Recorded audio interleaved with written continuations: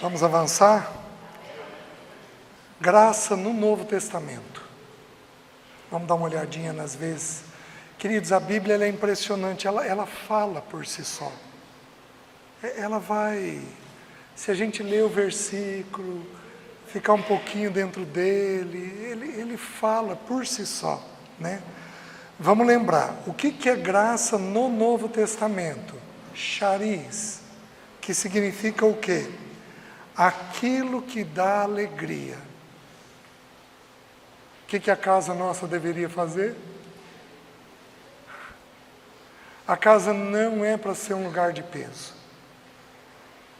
A casa é para ser um lugar alegre. Quando nós estudamos o Salmo 128, que é um salmo escrito para o homem casado, porque lá diz assim: tua esposa, no interior de tua casa, será como a videira frutífera. Então está falando para um homem que tem esposa. Então o salmo é para o homem casado. Nesse versículo 3, faz a comparação: tua esposa será como uma videira frutífera. Vide na Bíblia fala do quê? De uva. Uva fala do quê? De vinho. Vinho fala do quê? Essa mulher é alegre. Por que ela é alegre?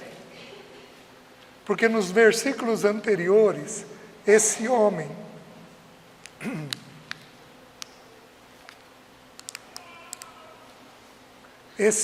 se resolveu com Deus e com dinheiro e trabalho. Um homem que é verdadeiro com Deus e põe em ordem dinheiro e trabalho, ele consegue chegar ao coração da mulher. E aí essa mulher se torna plenamente alegre. Então Deus, quando vai pôr em ordem a vida de um homem, começa com Deus, depois dinheiro e trabalho, depois a mulher, depois os filhos, depois a igreja, de acordo com o Salmo 128, né? Então, graça no Novo Testamento é aquilo que dá alegria, deleite, prazer, doçura, charme, amabilidade, graça no discurso, boa vontade, amável, bondade, favor. Então, com isso em mente, vamos dar uma olhadinha nos textos que nos ensinam isso, certo? Se no Velho Testamento, a primeira vez que a palavra é mencionada para um homem, no Novo Testamento é mencionado para uma mulher. Finalmente chegamos nelas. Amém? Coisa boa, né? Finalmente chegamos nelas. Mas como o encargo é para os homens, o comentário vai ser bem rapidinho. Gente, olha o arranjo da Bíblia. Graça aparece pela primeira vez no Velho Testamento para um homem no contexto familiar. No Novo Testamento, para uma mulher no contexto familiar. Sabe para quem que apareceu pela primeira vez? Para Maria, mãe do Senhor. Abra lá em Lucas, capítulo 1, versículo 30. Vamos começar com o versículo 26. Lucas 1, 26. No 6º mês, foi o anjo Gabriel enviado da parte de Deus para uma cidade da Galileia, chamada Nazaré, a uma virgem desposada com certo homem da casa de Davi, cujo nome era José. A virgem chamava-se Maria. E entrando o anjo aonde ela estava, disse: alegra-te, muito favorecida, o Senhor é contigo. Ela, porém, ao ouvir esta palavra, perturbou-se muito e pôs-se a pensar no que significaria esta saudação. Mas o anjo lhe disse: Maria, não temas, porque achaste graça diante de Deus. A palavra favorecida também é graça. Mas vamos usar o versículo 30 porque deixa bem claro. Achaste graça. Meus queridos, graça é para ser expressada onde? No contexto familiar. Que coisa simples Que coisa simples. Que coisa simples. Muitas vezes eu e a Alessi tínhamos atrito, e algum irmão ligava, e eu pegava o telefone, pois não, querido, pois não, querida. Qual era o sentimento dela? Gente, eu saía de uma briga, chamando os irmãos de um jeito amável. Eu estava errado de chamar os irmãos de um jeito amável? Não. Eu estava errado do quê? De não tratar a minha esposa de um jeito amável. Os irmãos estão entendendo? Ninguém pode ter mais do que a nossa casa tem, de nós. Ninguém. Meu afeto deve ser em primeiro lugar para minha esposa, depois para os meus filhos. E isso tem que ser bem garantido para eles. Está bem garantido, eu posso fazer algo parecido com os de fora. Mas ninguém pode receber o favor, o cuidado, a graça, a amabilidade, a doçura, a gentileza, mais do que os nossos. Ninguém pode ter isso. Então, é na família que a graça de Deus precisa ser expressada. E aqui as irmãs têm um problema. Porque, em geral, as meninas, as irmãs, são mais estressadas. Vamos lembrar. Quando Deus nos criou, quando Deus cria alguma coisa, Ele cria visando uma finalidade. Deus criou a vaca, com a finalidade de nós nos alimentarmos. É simples. Vocês estão entendendo? Deus criou a ovelha, com a finalidade de usar ela como exemplo de como nós somos. Tudo que Deus faz tem uma finalidade. Pensem comigo. Nós somos um grupo de engenheiros e somos chamados para fazer um caminhão. Quais vão ser as primeiras perguntas que nós temos que responder? Tá. Então, o senhor está nos contratando para produzir um caminhão? É, para isso. Tá. Para que é esse caminhão? É para carga pesada ou carga leve? É para dentro da cidade ou é para fora? Vai rodar muito ou vai rodar pouco? Vai carregar coisa muito grande ou vai carregar coisa pequena? Dependendo da finalidade, nós vamos criar a estrutura, certo? Digamos que é para levar soja para o porto. Então, nós vamos criar um eixo grande, um pneu grande. Mas digamos que seja para manobrar dentro da cidade. Então, não dá para ser um bitrem. Então, nós vamos produzir um caminhãozinho pequeno, já que vai ter que manobrar aqui dentro da cidade. Então, entendam o que eu vou falar. A finalidade define a estrutura. Toda pessoa que vai criar tem isso em mente. A finalidade define a estrutura. O que Deus fez com o homem e com a mulher? Deus criou o homem para tomar decisão. Então o homem enxerga estreito e longe. Homem tem um tampão. Homem enxerga assim, literalmente. A ciência da oftalmologia descobriu isso, que nós enxergamos dessa maneira. Nós enxergamos estreito. As irmãs nos mandam na segunda gaveta, de cima para baixo, do lado esquerdo, embaixo da blusa verde, tem 5 mil reais. Nem 5 mil reais a gente acha. Porque homem não tem lateralidade. Então, quando as irmãs falam conosco, a gente vira e diz assim, ai querida, nada a ver. Imagina, isso não vai dar em nada. Você está ali desesperada com uma situação e nós não conseguimos ver. Por quê? Porque nós temos 2 ou 3 informações que estão lá na frente. Os que são casados sabem o que eu estou falando. Porém, a finalidade da mulher é auxiliar. Então, o Cláudio está me auxiliando, os irmãos estão me auxiliando. Eles vêm, conferem o microfone, ligam o microfone, vêm, põem água. Então, quem auxilia, enxerga tudo que é imediato. Então, a ciência da oftalmologia descobriu o quê? Que a mulher enxerga curto e aberto. Mulher tem lateralidade. Por isso que mulher consegue fazer 5 coisas ao mesmo tempo. Ela está com um filho no colo, com outro no carrinho, com o telefone na orelha, com a mão vaga mexendo a panela, vocês estão entendendo? E com o nariz chegando e cheirando para ver se está normal a panela, você está entendendo? E mulher faz muita coisa ao mesmo tempo, por quê? Porque Deus deu para ela uma visão imediata das coisas. Então ela enxerga muita coisa de imediato. Como a mulher enxerga muita coisa, o homem tem 2, 3 informações, ela tem 30.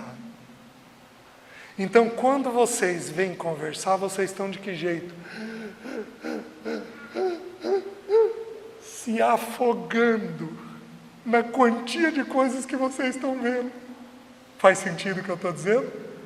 Quando o casal é maduro, o que eles fazem? Senta o homem e a mulher, ela tem 30, ele tem 3, eles conversam sobre as 33 coisas, definem 2 para resolver, e a mulher se sente em paz, porque são as 2 que naquele momento é necessário resolver. Então o que ocorre com mulher? Mulher desespera. Faz sentido? E aí, esse desespero se transforma em rispidez, em exigência. Mas ninguém me ajuda nessa casa. Em descompensação. E de vez em quando, vocês fazem o papel da louca da casa. Sem serem. Porque de louca as irmãs não vão ter nada. Amém? Mas vem tanta coisa junto ao mesmo tempo e que você chora e ri e esbraveja e aí é uma confusão só e você faz o papel da louca sem ser. Você está me entendendo? A Alessia me dizia assim: César, eu não te entendo. Eu falo para você 1, 2, 3, 5, 10, você não me ouve. Aí eu faço o papel da louca. Fico brava, irritada, falo com você e aí parece que você presta atenção. Quantas casas aqui são assim? Levanta a mão. Olha lá. Minhas queridas, vocês precisam ser visitadas pela graça. Deus está cuidando de tudo, de cada detalhe. Você tem condições de comunicar sem ter medo. Maria, não temas, eis que achaste graça. Aquilo que o seu marido não ouvir, não se assuste, porque se Deus quiser convencê-lo, Deus põe ele numa cama, se precisar, para ele ouvir. Não desespere.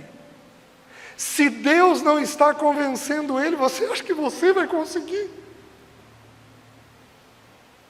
A irmã está entendendo? Põe o joelho no chão. Deus, me refina a maneira de auxiliar, de falar. A Alessia, depois de alguns anos de casamento, ela aprendeu. Eu fui muito bravo. Como eu era rígido, eu era bravo. Que homem aqui é bravo? Levanta a mão. Levanta alto. Eu fui muito bravo. E aí, meus queridos, a Alessia aprendeu a arte de me abordar. Então ela chegava para mim e falava assim: César, eu vou te falar algo e eu não queria que você ficasse bravo.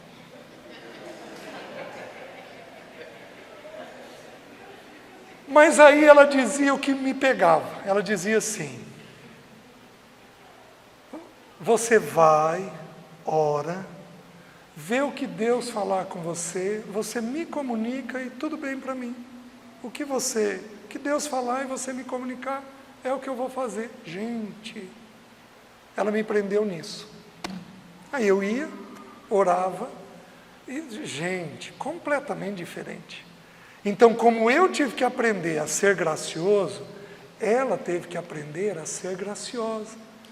Deus tem caminhos para a gente se relacionar com os nossos. Não tem dureza de coração que Deus não contorne, que Deus não resolva. Não tem braveza que Deus não dê jeito. Não tem.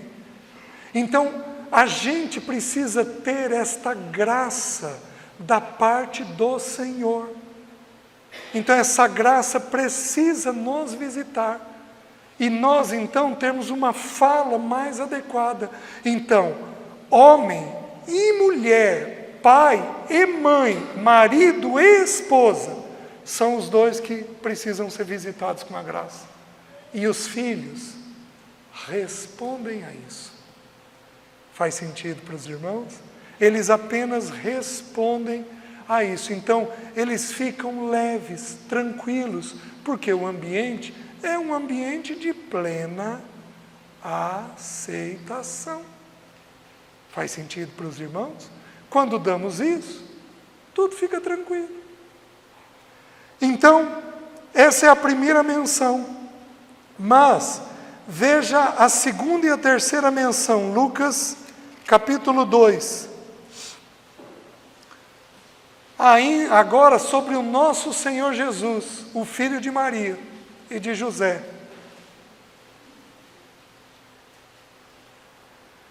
Versículo 39 diz assim: cumpridas todas as ordenanças, vai contar aqui a história de Jesus aos 12 anos. Cumpridas todas as ordenanças, segundo a lei do Senhor, voltaram para a Galiléia, para a sua cidade de Nazaré. Crescia o menino e se fortalecia, enchendo-se de sabedoria, e a graça de Deus estava sobre ele. Então, aí no versículo 42, quando ele atingiu 12 anos, então aqui conta dos 2 aos 12 anos de Jesus. Como era o crescimento de Jesus? Lembra que nós temos um espírito, uma alma e um corpo. Como era o crescimento de Jesus? Olha a ordem que o Espírito colocou. Se fortalecia, corpo, enchendo-se de sabedoria, alma, e a graça de Deus estava sobre ele. Meus queridos, quem que estava sobre Jesus além de Deus Pai? Os pais.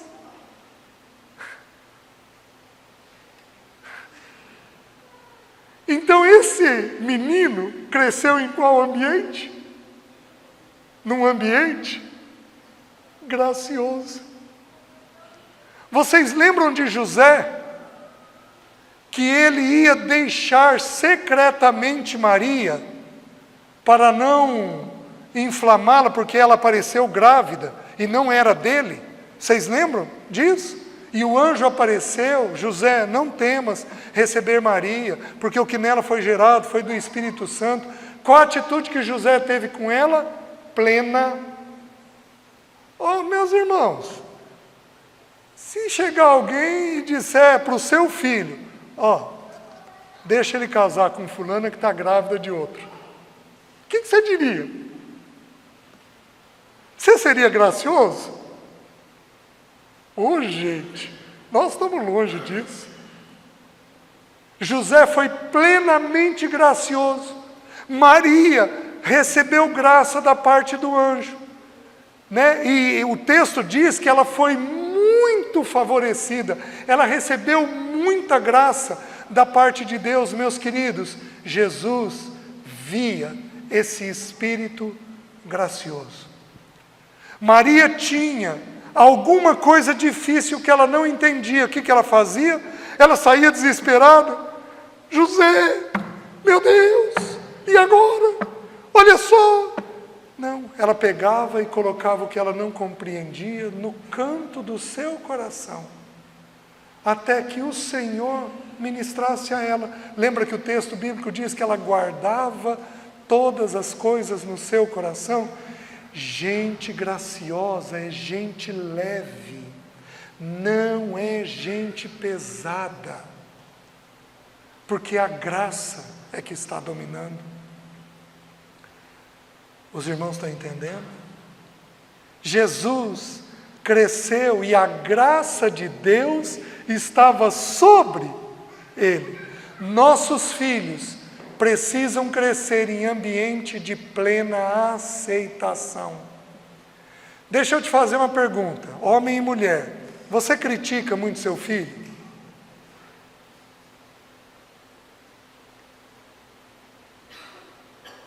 Filho, deixa eu perguntar para você, seus pais te criticam muito? Eu vou perguntar hoje à tarde. Está aqui um bom assunto. Não deixem de vir. Nós vamos falar do pai e da mãe.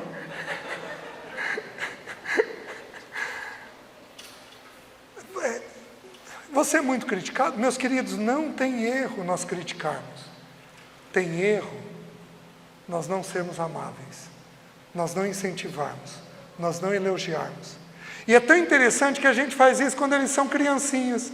Você pega um desenho, a coisa mais horrível de uma criança de 3 anos de idade, aquele desenho horrível, sem pé nem cabeça. Nossa, querido, quem que é? É a mamãe. Aí você diz o quê? Nossa, que lindo! Quando ele faz uma arte aos 12, o que nós deveríamos dizer? Não que lindo, mas querido, vem cá, vamos conversar sobre isso. Meus queridos, nossos filhos têm que errar conosco. Porque se eles não errarem conosco, eles vão errar escondido lá fora. Então eles precisam errar conosco. E nós vamos ter o quê?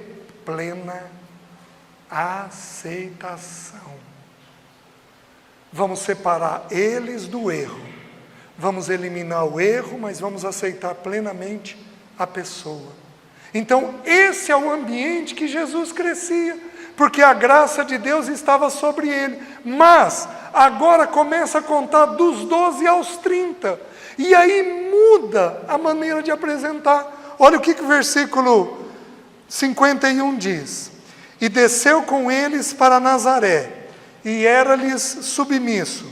Sua mãe, porém, guardava todas estas coisas no coração. E olha a mudança que tem. E crescia Jesus em sabedoria, alma, estatura e graça diante de Deus e dos... Agora começou a ser um pouco diferente, porque agora ele crescia na graça diante de Deus, ele crescia. A graça não estava mais sobre ele, porque até os 12 anos de idade, o filho precisa ser aceito.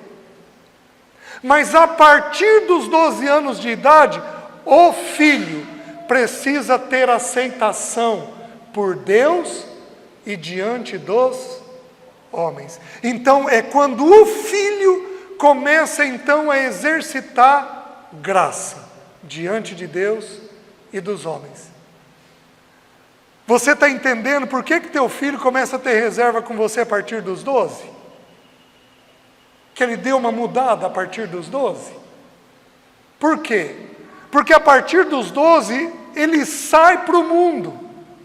Ele fica mais tempo na escola, ele vai jogar bola, ele fica mais tempo no colégio, ele pratica esporte, ele vai para a casa dos amigos estudar, ele vem para a reunião da igreja aqui, vai para acampamento sozinho. A partir dos 12 ele sai debaixo da asa da gente. É hora do filho começar a exercitar o que é graça. Os irmãos estão entendendo? O filho começa a ter esse exercício. Meus queridos, a graça precisa estar presente no pai e na mãe. Porque aí ela fica sobre os filhos até os 12 anos e ela fica exercitada pelo filho a partir dos 12 anos. Certo? Que mais? Vejam Lucas capítulo 4, versículo 22.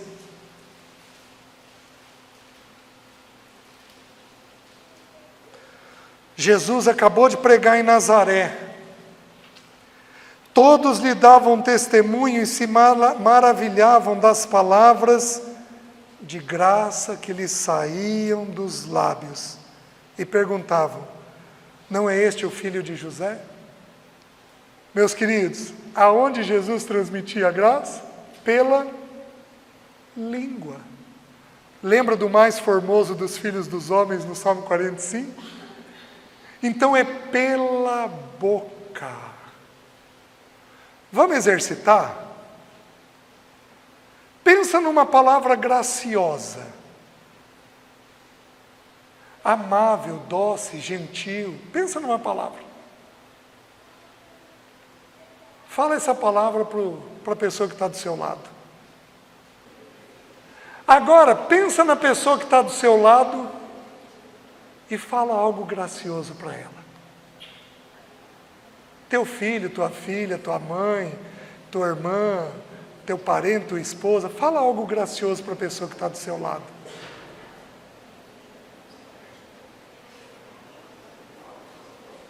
Gente, não é difícil, mas a gente não exercita. Por exemplo, eu procurei ontem 2 irmãos aqui. Eu cumprimentei 2 irmãos, um homem e uma mulher. E quando você está pregando, tem irmãos que se destacam. Parece que eles estão comendo a palavra. Eu não fui atrás deles, eles vieram atrás de mim. Mas para os 2 eu falei isso. Eu falei, deixa eu te dizer uma coisa. Quando a gente está pregando, parece que tem uns irmãos que estão vidrados. Aqui tem muitos. Os irmãos ouvem muito bem a palavra. Isso é graça. Isso é um favor. Isso é uma amabilidade. Isso é uma doçura. É uma gentileza. Meus queridos, vocês já pensaram a igreja cheia disso? Eu não estou falando de boa educação. Eu estou falando de graça. Porque boa educação é só uma gentileza com alguém que você tem. Eu estou falando da gente fazer isso quando as pessoas fazem algo contra a gente. Isso é o favor de Deus para conosco. Vocês estão entendendo? Jesus tinha o lábio cheio de graça. Jesus sabia que esse povo, se você ler a sequência do texto, sabe o que os de Nazaré fizeram? Levaram ele até o alto do monte para jogar ele de lá. Jesus sabia que eles iam fazer isso? Gente, seus amigos. Ele cresceu em Nazaré. As pessoas para quem ele fez móvel, porque ele era carpinteiro. As pessoas para quem ele prestou serviço. Essas pessoas iam jogar ele do alto do monte. Ainda assim, o que ele fez? Tinha palavras cheias de graça. Por isso que ele deu conta de ir para a cruz como ovelha muda. Porque ele era cheio de graça dentro dele. Que mais? Vejam outro texto. Vejam Lucas, capítulo 6. Aqui é muito interessante, porque aqui é o Sermão do Monte. E aqui a palavra graça aparece na palavra recompensa. Então a palavra recompensa é a palavra graça. Olha o que diz. Se amais os que vos amam, qual é a vossa graça? Recompensa? Porque até os pecadores amam aos que os amam. Se fizerdes o bem aos que vos fazem o bem, qual é a vossa recompensa? Até os pecadores fazem isso. E se emprestais àquele de quem esperais receber, qual é a vossa recompensa? Também os pecadores emprestam aos pecadores para receberem um outro tanto. Amai, porém, os vossos inimigos. Fazei o bem e emprestar, sem esperar nenhuma paga. Será grande o vosso galardão, e sereis filhos do Altíssimo. Pois ele é benigno, até para com os ingratos e maus. A graça precisa aparecer onde? Onde as pessoas nos fazem o mal.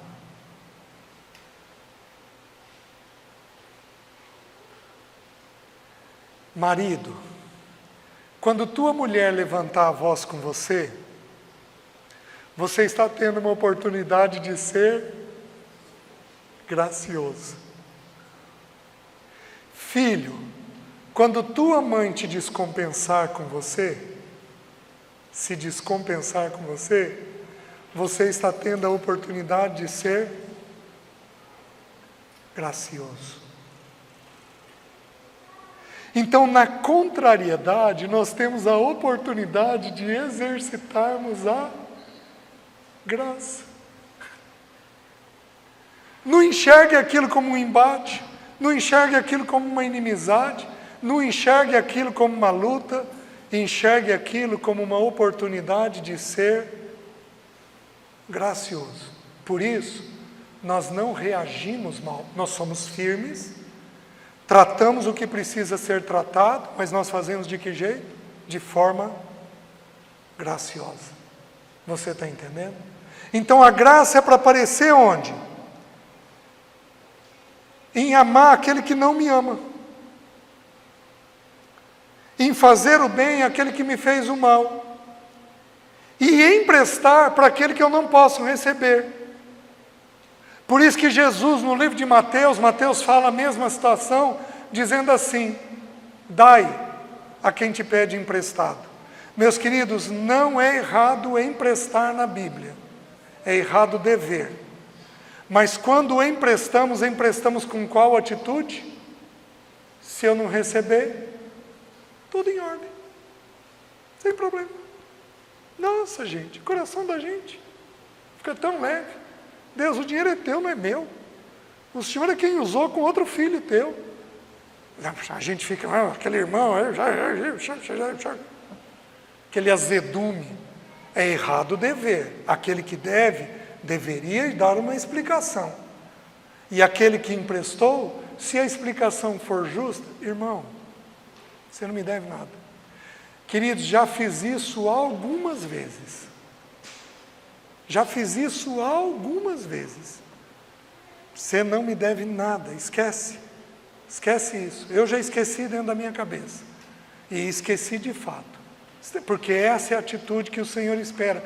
Então, aonde a graça precisa aparecer? A graça precisa aparecer em lugares onde nós não vamos ter retorno. Porque é fácil a gente ser gentil com quem vai ser bom com a gente. É muito fácil. Mas não é o propósito do Senhor. Os irmãos estão entendendo? Aí nós temos 3 menções no livro de João. Essas menções são extremamente importantes. João capítulo 1.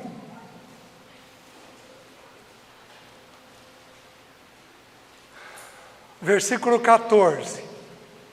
Diz assim: e o Verbo se fez carne e habitou entre nós, cheio de graça e de verdade. E vimos a sua glória, glória como do unigênito do Pai. Meus queridos, vocês sabem disso, os irmãos são ensinados nisso. E o Verbo tabernaculou. Então o tabernáculo que havia no Velho Testamento, aqui é colocado na pessoa de Cristo. Só que aqui a palavra é habitou, mas é a mesma palavra de tabernaculou. Então, a glória de Deus, aquela fumaça, descia sobre o Santo dos Santos, na figura da arca. A arca figurava Cristo, a pessoa e obra de Cristo. Então, a glória de Deus descia ali. No Novo Testamento, a glória de Deus desceu sobre a pessoa de Cristo, a mesma pessoa, só que agora o Verbo encarnado. Então, e o Verbo se fez carne e tabernaculou entre nós. E vimos, cheio de graça e de verdade. Presta atenção. Se você for amável, sensível, bem educado, mas não for gracioso, não for verdadeiro, desculpem, isso é boa educação e não é graça. Porque quando a graça de Deus é derramada sobre nós e nós a compreendemos, como eu falei para os irmãos, o passo seguinte é o passo da verdade. Então nós simplesmente começamos a lidar, a ter necessidade de lidar bem com a verdade. Porque a graça, ela facilita o lidar com a verdade. Por que temos dificuldade de lidar com a verdade? Meus irmãos, eu vim de um lar mentiroso, mas Deus me deu uma esposa completamente verdadeira. A Leci não tinha medo de tratar problema.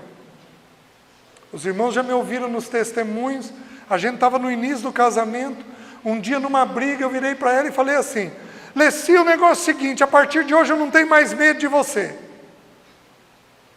Quando eu falei isso, ela regalou um olho desse tamanho.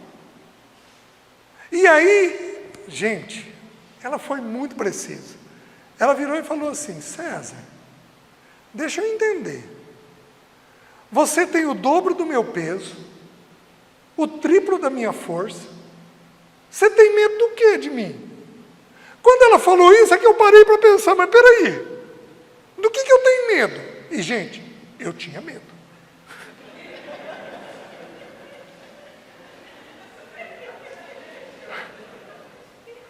Quando o público ria, porque a informação entrou.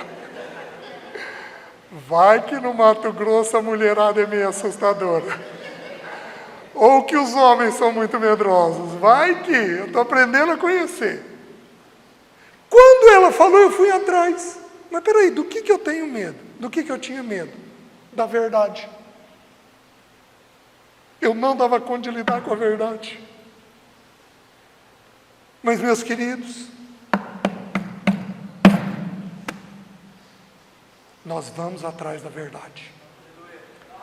Porque ela é uma manifestação de que a graça está dentro de nós. Cheio de graça e de verdade. Por que nós não lidamos com a verdade? Porque nós temos medo de ser rejeitados. Nós temos medo que as pessoas não gostem de nós.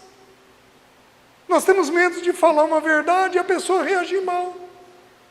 Por isso que, meninas, mulheres, se o teu marido resolver fazer uma lista de confissão de pecados, você seja graciosa. Tenha plena aceitação. Não vai reagir mal. Porque se você reagir mal, isto não é graça. Meus queridos, meu querido, essa é a sua luta. Que bom que você está confessando. Vamos pôr o joelho no chão. Vamos pedir perdão a Deus. Vamos procurar um irmão que possa te ajudar nisso daqui. Vamos ver quem pode fazer, de que forma pode fazer. Os irmãos estão entendendo? Cheio de graça. Jesus desceu a nós cheio de graça e verdade. Aí no versículo 16 diz assim: porque todos nós temos recebido da sua plenitude e graça. Por que o texto mencionou duas vezes? 2 na Bíblia é sinal de o quê? Urgência. A Bíblia responde à Bíblia. O que você falou?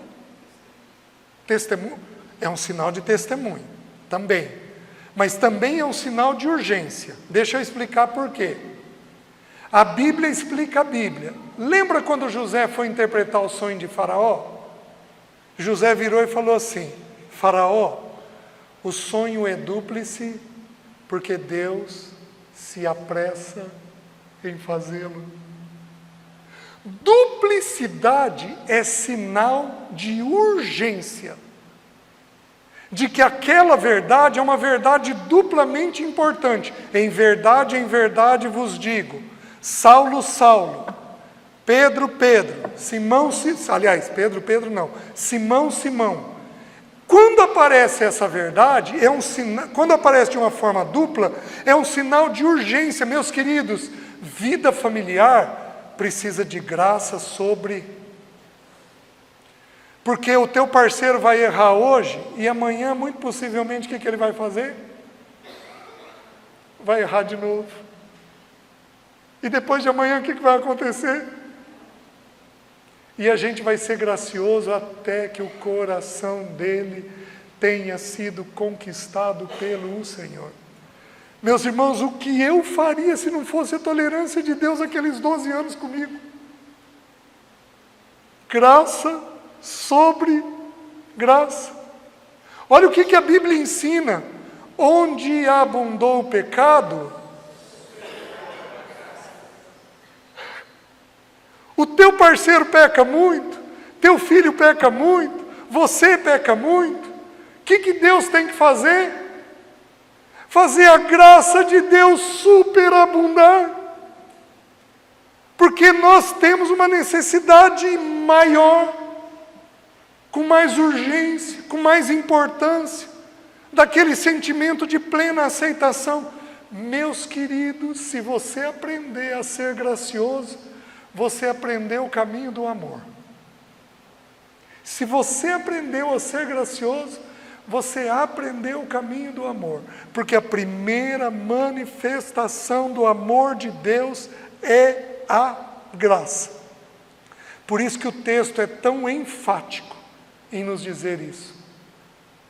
Não apenas isso. Aí no versículo 17 diz assim: porque a lei foi dada por intermédio de Moisés, mas a graça e a verdade vieram por meio de Cristo. Graça e verdade repetido de novo. Porque no versículo 14 diz que ele desceu a nós cheio de graça e agora está tendo uma repetição novamente. Presta atenção no que eu vou te dizer. Se você abrir no livro de Êxodo, capítulo 19, não abra. Se não me engano, versículo 16, lá vai contar quando Moisés subiu no Monte Sinai para receber a... Deixa eu confirmar para...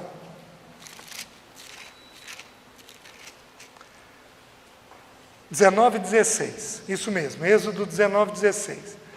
Lá vai contar a história de Moisés subindo no Monte Sinai para receber a lei. Então a voz de Deus ia ser dada na voz da lei, certo? A instrução de Deus viria em forma da lei. Deixa eu te fazer uma pergunta. Qual é o prédio nessa cidade que simboliza a lei? O fórum. Você é chamado para ir no fórum para ser elogiado por ter obedecido à lei? Você é chamado para ir no fórum para quê? Para ser questionado de uma possível desobediência à lei. Faz sentido? Então presta atenção no que eu vou te dizer. A lei é essencialmente condenatória. Que homem aqui que é muito acusador sobre os seus? Levanta a mão.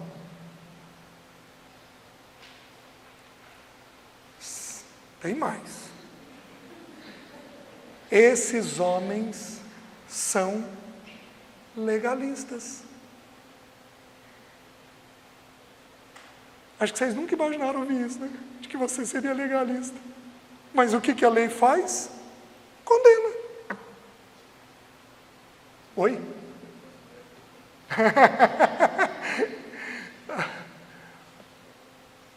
Os irmãos estão entendendo? Quando temos esse espírito condenatório, isso não é gracioso. A lei foi dada por intermédio de Moisés. Vocês querem ver como é que foi a voz de Deus? Olha o versículo 16. Ao amanhecer do terceiro dia, houve trovões e relâmpagos, e uma espessa nuvem sobre o monte, e muito forte clangor de trombeta, de maneira que todo o povo que estava no arraial se estremeceu. Gente, olha a voz de Deus. Trovões, relâmpagos, espessa nuvem, forte clangor de trombeta, e todo o povo que estava na casa, no arraial, estremecido, assustado. Mulher, deixa eu te fazer uma pergunta. Os seus são assustados? Seus filhos são assustados? Seu marido é assustado? Isso é voz do quê? Da lei. Isso não é a voz de Deus. A voz de Deus é como? Graciosa.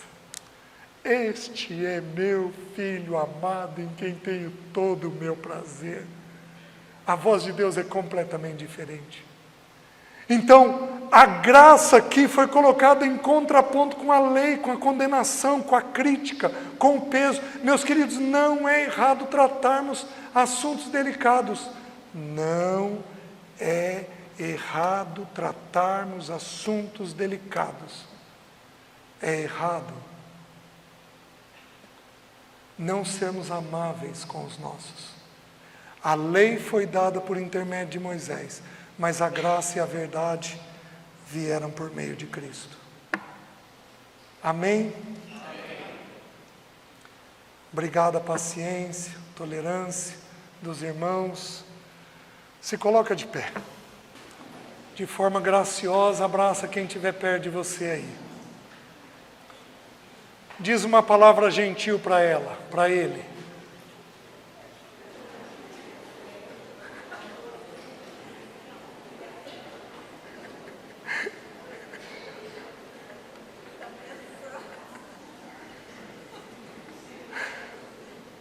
Aleluia.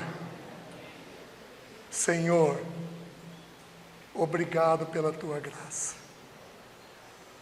Obrigado porque Jesus desceu a nós cheio de graça e verdade.